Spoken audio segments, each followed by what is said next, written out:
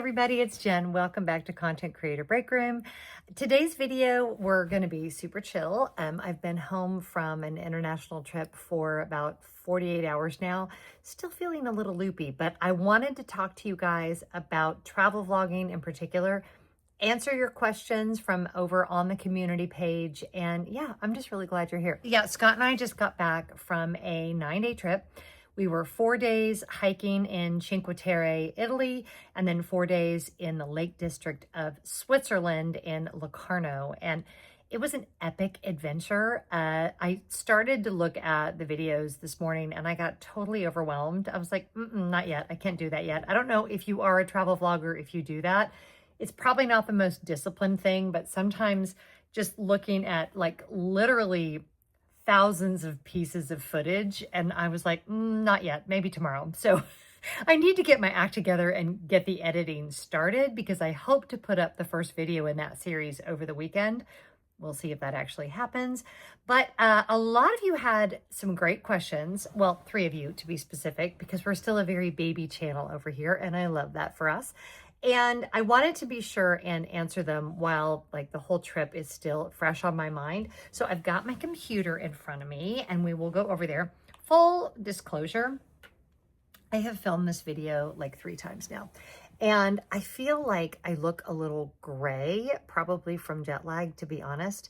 And I'm at that point where like, it's just got to get done and it's going to be what it is. And I've been really happy with like the way I shared the information in the videos, but I've been really unhappy with the way I looked. And every time I've gone to edit what I've already filmed, the lighting was weird or something was off, or I like at one of them, I have like a big piece of hair on me. I don't know.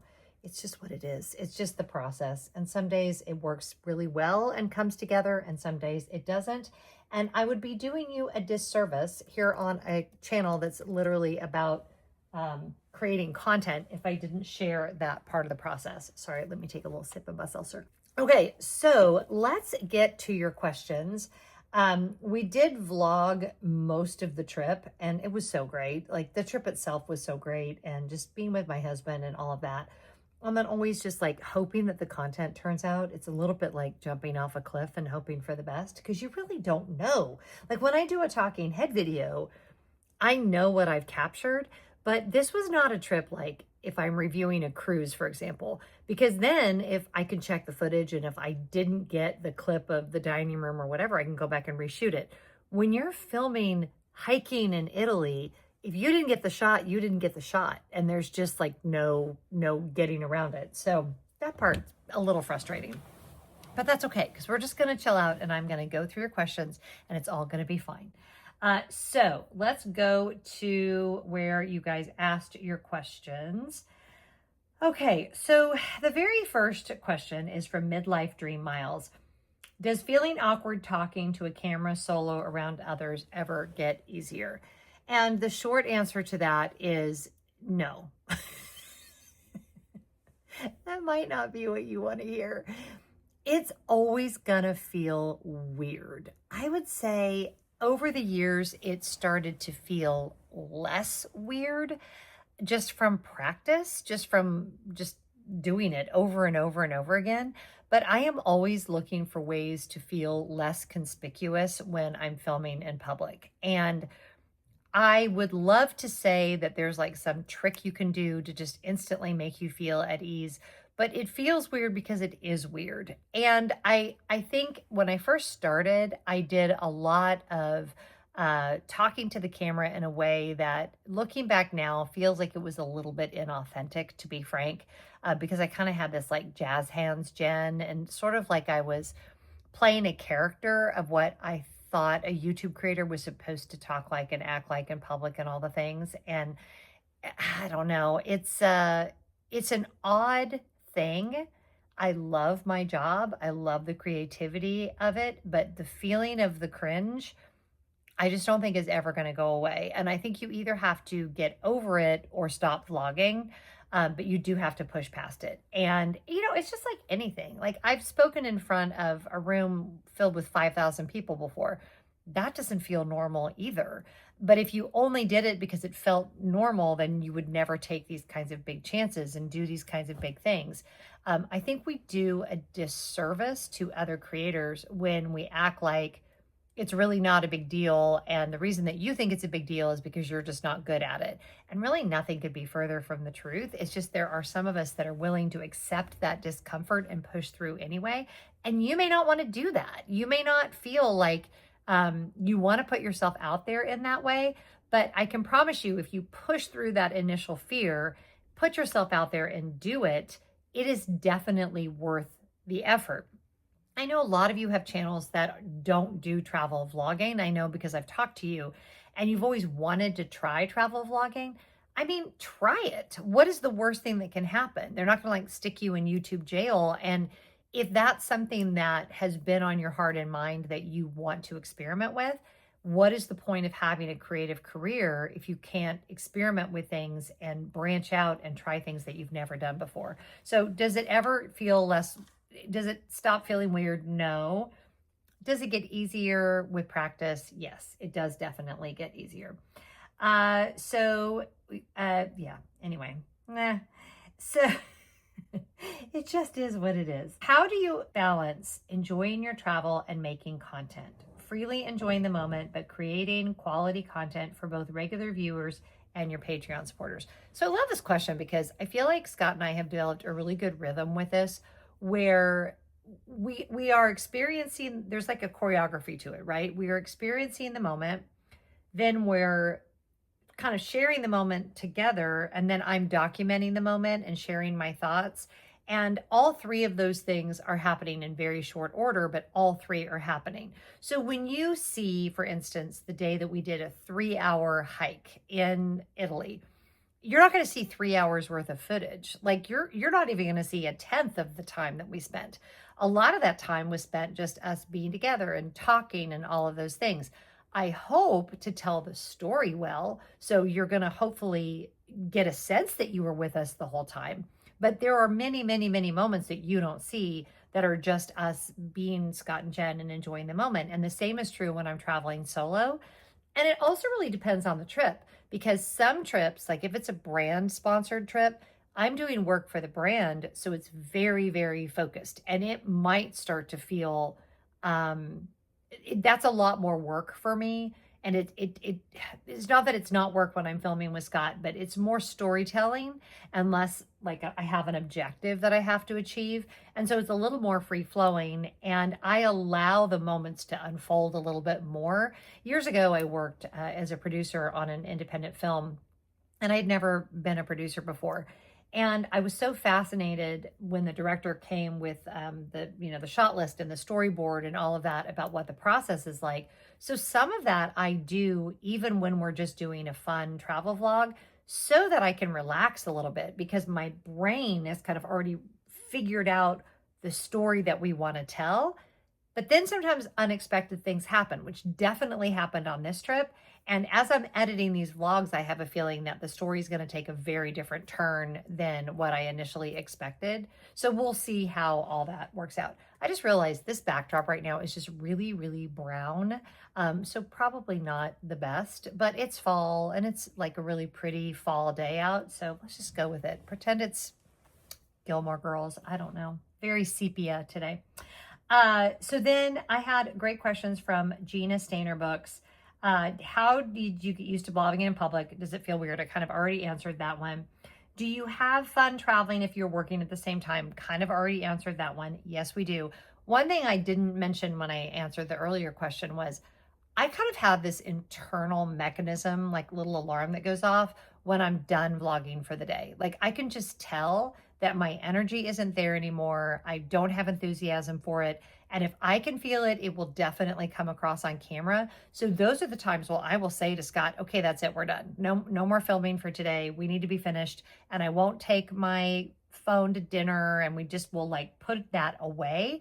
Because anything that you're doing, you're not working 24 hours a day, right? That would be ridiculous and exhausting. And the same is true of this. So it's kind of flexible, but we definitely take time when the camera is off and have really fun experiences that you will never know about because I didn't capture them on film. And that's okay. I think it has to be that way in order for me to not lose my mind when I'm on a trip and I'm trying to vlog.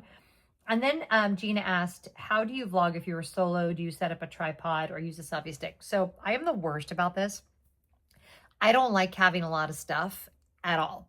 I hate having a tripod to lug around. I hate having a microphone to lug around.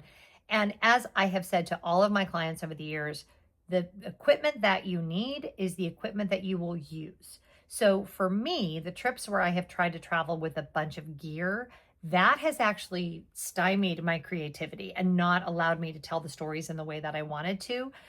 So even when I'm by myself, I'm like a master at balancing a phone on a tree and balancing a phone on a table at a restaurant on a salt shaker and in hotel rooms, putting things in shelves and what have you. Is it better to travel with a tripod? Probably, but for me, that's just one more thing to have. And I just like things to be as free as possible. And that's how I get the content, right? Would it be better if I took more equipment and I had more stuff? Maybe, but I wouldn't feel as free as I do to capture the content the way that I do. So yeah, I don't know if that makes sense. An acquaintance of mine, Adam the Woo, I don't know if you guys ever followed his channel. We've met at a couple conferences. We follow each other on socials. And I remember years ago, someone commented that he just walks around Disney parks at the time, just literally holding his iPhone. And honestly, that's what I do. I don't even have a pop socket. I just hold my iPhone. I've experimented with all kinds of different things. That is what works best for me. At this point, it just feels like an extension of my body and it works and we're going to go with it. And over time, might that change? Sure. But for now, that's how I'm able to capture as much footage as possible in a way that is comfortable for me. So, and my back and all the things. Okay, Midlife Dream Miles wants to know, how is that new iPhone working out? Of course, we want to know. Really, really well. I did have a glitch earlier today with the microphone, and I'm going to have to do some more research on that. I was in the middle of filming a video and literally the microphone just stopped recording me, which is a little nerve-wracking. And I'm really hoping when I go back, I'm hoping that was a one-time glitch. And when I go back and look at the footage from this trip, that never happened, because that would be really devastating. But the picture is really good. I am loving that I can film horizontal video while holding the camera vertically, just because holding the camera vertically is a lot less conspicuous because you kind of just look like you're on a FaceTime call. That works way better for me. And I'm gonna continue to experiment with it, but we'll see when the vlogs come out. But as of right now, I'm really happy with it. I'm not noticing a difference in weight. I'm also not noticing any additional speed in like downloading the videos. It seems like it's exactly the same, or like when I'm trying to airdrop or whatever. None of that seems improved to me. And I thought it was supposed to be improved. Doesn't seem like it is. But I do enjoy some of the improvements, including the selfie camera, which I feel like is much better quality. So if you already have a 16 Pro, do I think the 17 Pro is a good upgrade? You probably won't notice a huge difference. Now, if you have like a 14, which is what Scott has, he filmed some footage for me for the trip, and I can already tell I'm not going to be able to use it because the difference between his 14 Pro and my 17 Pro is jarring. Like, you'll be able to tell that those came from two totally different cameras. The photography that I'm getting out of it is incredible. I'll put a couple pictures up that I took on the trip. Listen, I'm not a professional photographer, and I was truly amazed at some of the shots I was able to capture. So I think if you are a professional YouTuber, especially if you have like 14 or older, the 17 Pro is a good call. I've only been working with it though for a couple weeks. So, jury is still out, and we will see what happens. So the next step of this process for me is to go through and kind of shuffle through all the content and start the hard work of the editing. It takes for flippin' ever. Editing travel vlogs is so much fun, and it is so creative. It's my favorite type of editing. But the amount of time it can take is truly absurd. And it just is what it is. It's why I'm glad that I don't just do travel vlogging, because quite frankly, the time commitment for that is mind-boggling. I will probably get 3 or 4 videos out of this trip. Again, I'll have to wait and see kind of how how everything sort of reveals itself. But I'm excited to start going through the footage and start reliving it as I'm editing, which is always like the biggest benefit for me of being a vlogger, because I feel like I brought my audience with me and now I get to relive the entire experience, but through the eyes of my audience. And that cements the memories in my brain. It is inevitable when I go back through to edit that there will be moments and experiences that I don't remember, and that I watch them on film and then I'm like, oh my gosh, that's right, that happened. So from the perspective of storing the memories in my brain, it's just so very cool, and I love the process. I don't love how long it takes, but it's one thing I would never outsource, especially with travel vlogging, because it's so personal to me and I really do take my time, and I want it to be something beautiful for me to experience and for my viewers to watch. Okay, that's it for today. I hope you've enjoyed this video. Whatever project you're working on, don't get discouraged. I think this video today is a great example. I have fought for this morning. Fought, and almost gave up about 3 times, but I kept pushing through. So we'll see if you think that this was a good video. If you did, please subscribe. We're still a baby channel over here. It's fun to experiment with new things. I don't know if this channel is going to last or not. I hope it does. I hope that y'all keep showing up and that you're enjoying the content. And yeah, all the things. So happy creating, and I'll see you next time.